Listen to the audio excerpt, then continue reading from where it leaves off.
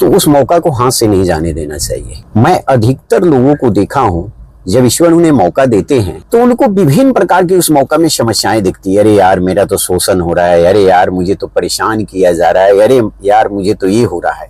देखिए एक छोटा सा एपिसोड मैं बता रहा हूँ घटना आपको।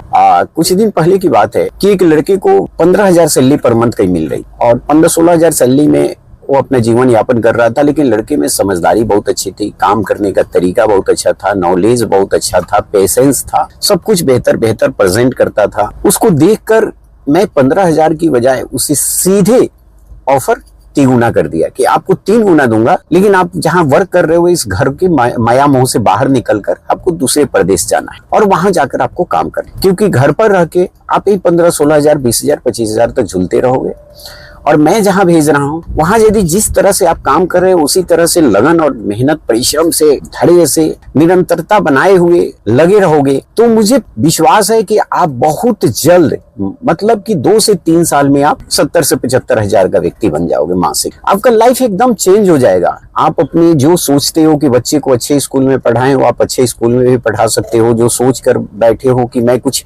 लाइफ में बेहतर करूं, मेरी कुछ ख्वाहिशें हैं, वो सब पूरा होने लगेगी। आप एक जो अभी कहा जाए तो लोअर मिडिल क्लास से मिडिल क्लास की तरफ बढ़ने लगोगे और धीरे धीरे 4 से 5 साल में आप उस लायक बन जाओगे, क्योंकि आपको लगेगा कि जो मैंने जीवन में निर्णय लिया, जो डिसीजन लिया, वह बिल्कुल सही रहा। लेकिन कहा जाता है ना कि आपके जिसके नसीब में कुछ नहीं लिखा हो और उसको कितना भी आप मौका देंगे ना तो उसको मौका में उसको समस्याएं दिखेगी, उसके सामने विभिन्न प्रकार की ऐसी परिस्थितियां लगेगी, उत्पन्न हो जाएगी। घर वाले का माया मोह, जिसको होम सिकनेस बोलते हैं, अरे बीवी बच्चों से कब मिलेंगे, कब आए। देखिए मैं इसलिए बताना आपको चाहता हूं कि आपके नसीब में यदि नहीं लिखा है ना तो कोई भी आकर कितनी भी बड़ा ऑफर आपको दे दे, आपके सामने लाकर सोना रख दे, लेकिन आपको मिट्टी दिखेगा। आपको अच्छे से अच्छे मौका मिल जाए, अपॉर्चुनिटी मिल जाए, लेकिन वो आपको बोझ लगेगा कि अपॉर्चुनिटी नहीं, वो बोझ है।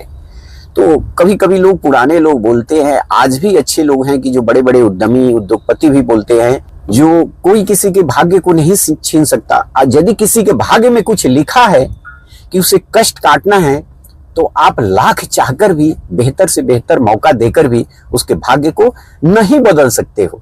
तो यही है कि मैंने ये सीखा कि जिस व्यक्ति की क्षमता वो 15 से 16,000 में अपने परिवार के लिए कुछ नहीं कर पा रहा था, बोलता था कि इसमें कुछ नहीं होता, मुझे 20,000 कम से कम मिले तो मैं बेहतर कर सकता हूँ। मैंने 3 गुना कर दिया, रहने का दे दिया, डीए इतना बढ़ा दिया कि उसके जेब से एक खर्च नहीं होना, बोनस बेहतर कर दिया, सब कुछ कर दिया, लेकिन उस व्यक्ति को अब समझ